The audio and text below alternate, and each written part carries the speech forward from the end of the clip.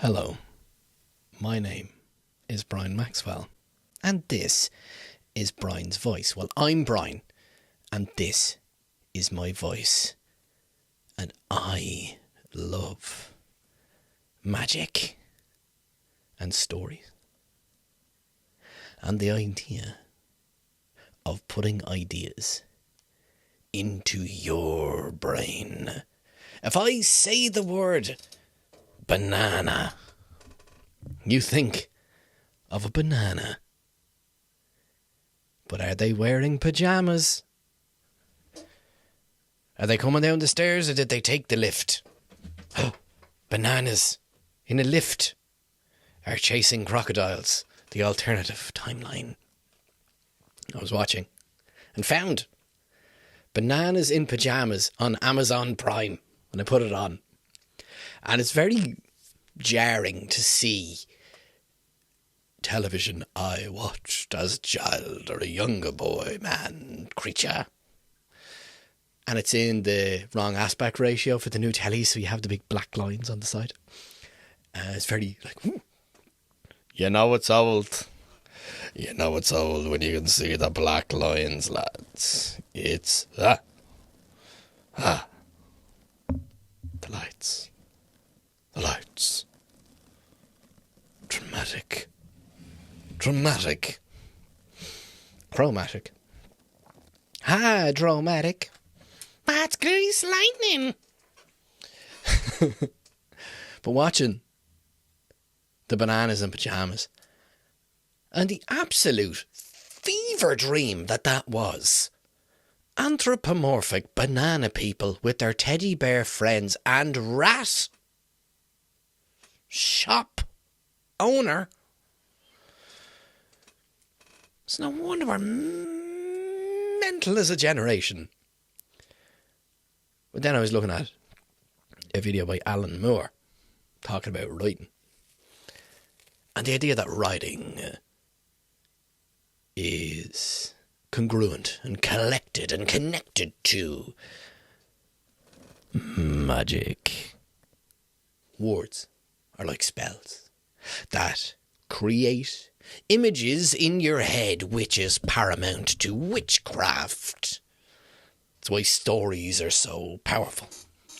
So, what type of drugs was the person on who wrote Bananas in Pajamas? I'm not going to say it's the Shakespeare of our time, but it has certainly left an effect on me. And I can see the stuff that Ethan's watching and what baby number 2 will be watching and how these stories are affecting them. Because I've introduced Ethan to Avatar, or The Last Airbender, or The Legend of Aang, depending on where you are from on this planet. And he really likes Avatar. So much so when the intro starts. Water, fire, wind. He's doing the moves while it's happening. And he was very upset when we couldn't find Appa. No spoilers to the very old television show. And it's lovely seeing the stories that I watch, like stuff I enjoy, and he's enjoying them, and he's having the real reactions to them, and it reminds me of how much I love a good story and the idea of instilling wonder, joy, and yes, sometimes drama and sadness to earn your place and gain prominence in someone's mind. There's something about, even with stand-up comedy, choosing the right word, placing it in the right part of a sentence, the timing. These are the things I adore. These are the things I obsess about. And I think, do I obsess or do I just enjoy? And why is it both? I love very intensely.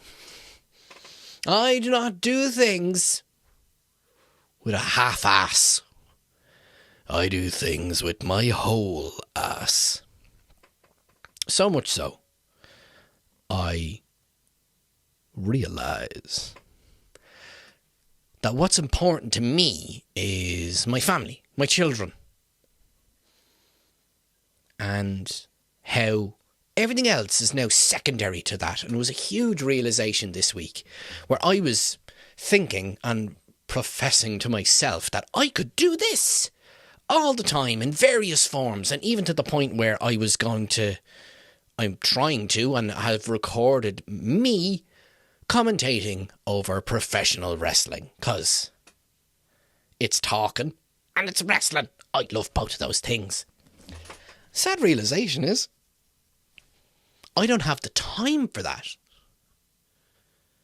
Or do I? And you want to do a bit of babysitting? Will I go commentate in some wrestling matches? Please. Answers on a postcard and in the comments. Thank you. So what do? I can't go, not that anyone's looking for it, I can't go touring the country, touring the world, because I'm needed at home. And who's to say when my kids are older I could hit the road, Jack? But I'll be back. So this space now has become so important to me that I can find time to do something I love. And this is where I need you. As much as I could just happily sit here and talk and wax lyrical and pontificate about what I like to do, I need your help. I want to be able to do things that I know that you enjoy. Or is it just my beautiful dulcet tones that get you through the day? I have no problem just talking to myself in a room. I don't even need to record that. That's called my childhood. Being able to share this time with you is important. And if there was something that you wanted to talk about, topics, challenging, scripts, impressions, it's something that I would be very humbled and very honoured to do for you. This is a very important, personal space. And I can just as easily follow the track I've been on about personal development and positivity. And it feels a little bit disingenuous if I don't tell you the other side of it, which kind of goes against my original mandate of this being a positive space. But I did say I will talk about negativity because it will lead to more positivity. I struggle with mental health. I feel depressed. I feel anxious. I feel very strongly.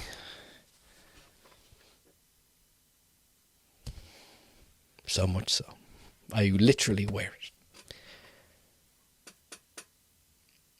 And it's kind of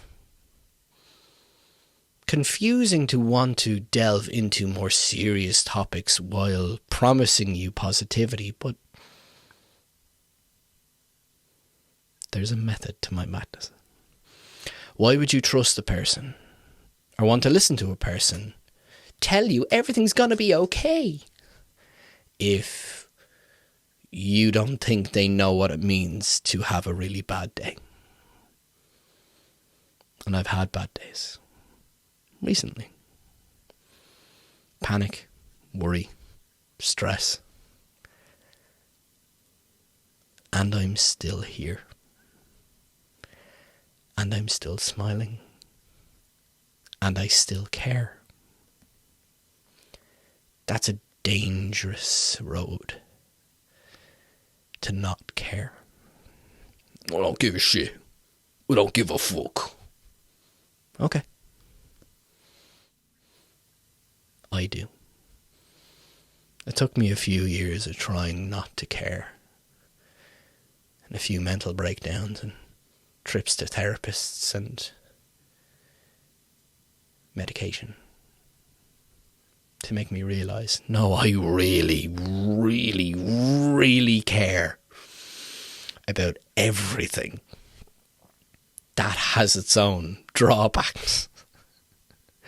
Where I do actively have to separate myself from current events, I would naturally disassociate anyway and daydream or just space out.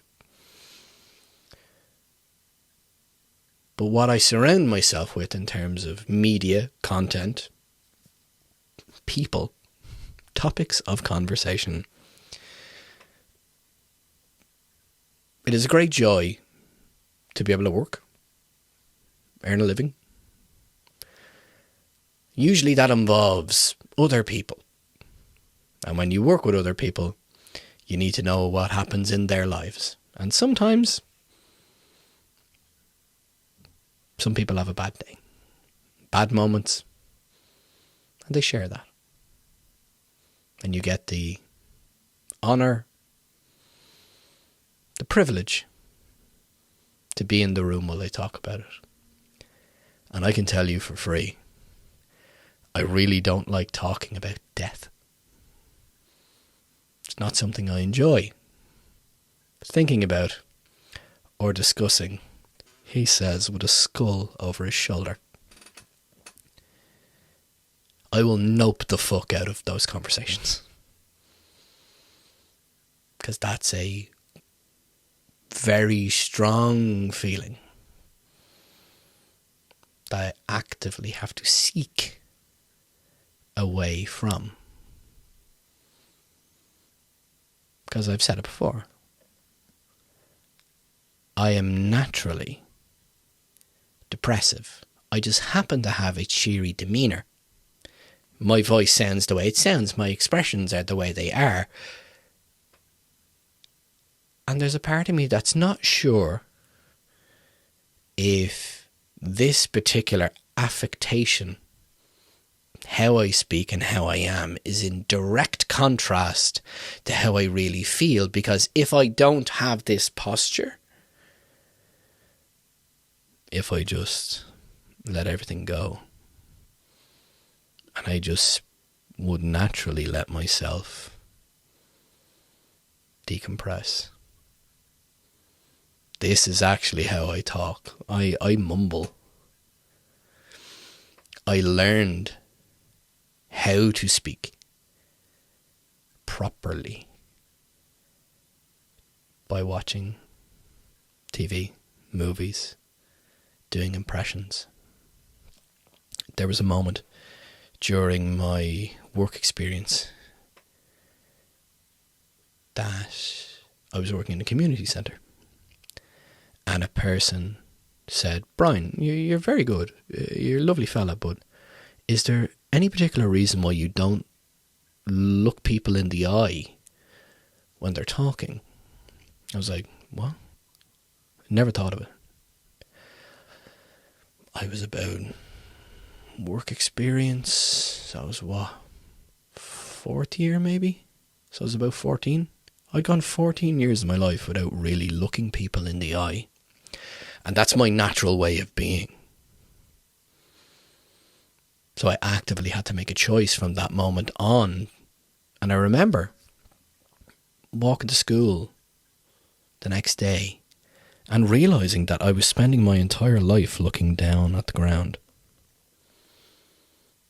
Luckily enough, the way I absorb information, I hear things, I listen to things. That's how I absorb information.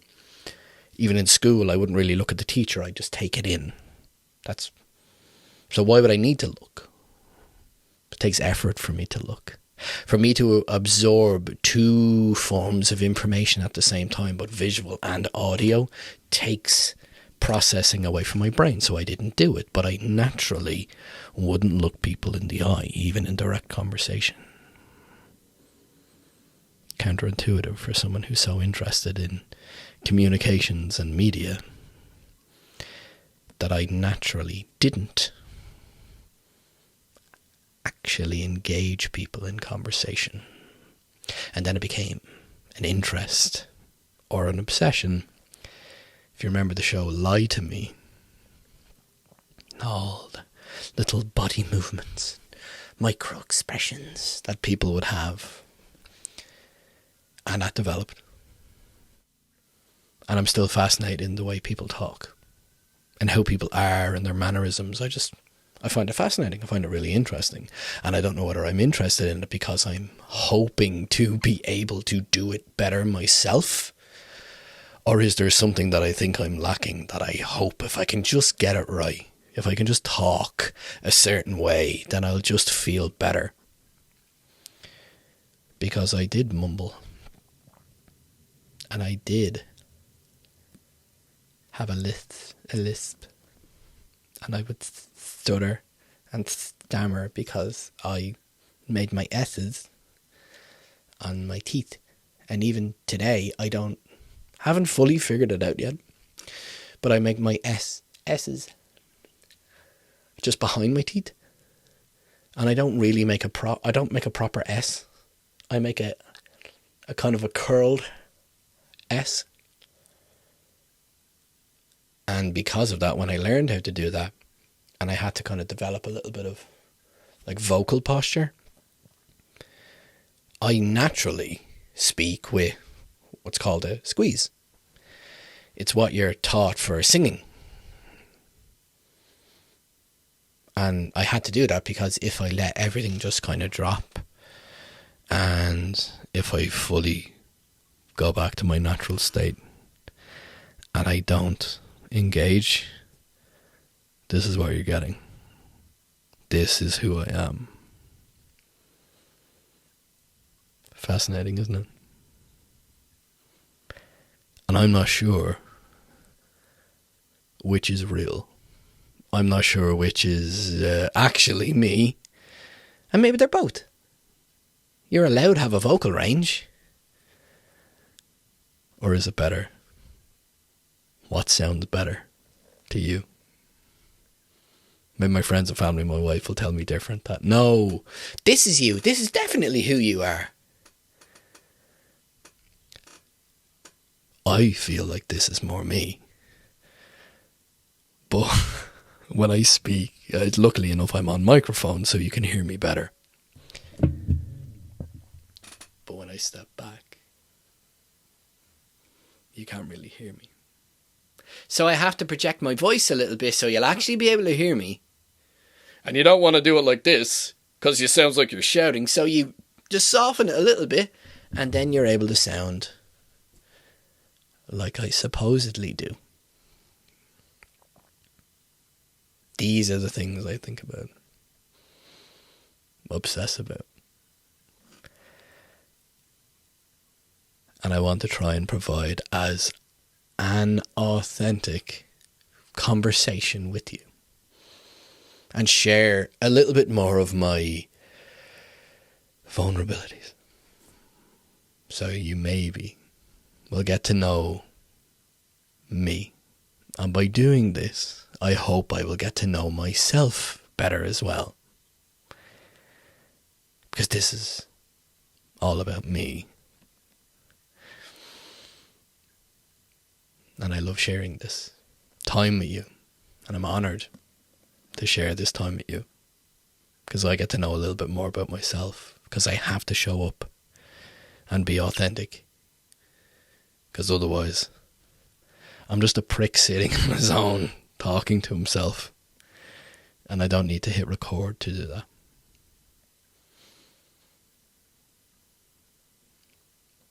I'd be curious to know. What do you think sounds more like me? Is it this? Hello, My name is Brian Maxwell, and this is Brian's voice. Or does this sound more like me? Hello. My name is Brian Maxwell, and this is my voice.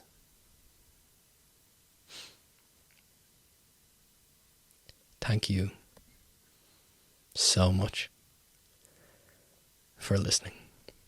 It's been a pleasure talking with you. I hope you have a lovely week. And I'll talk to you real soon. Bye.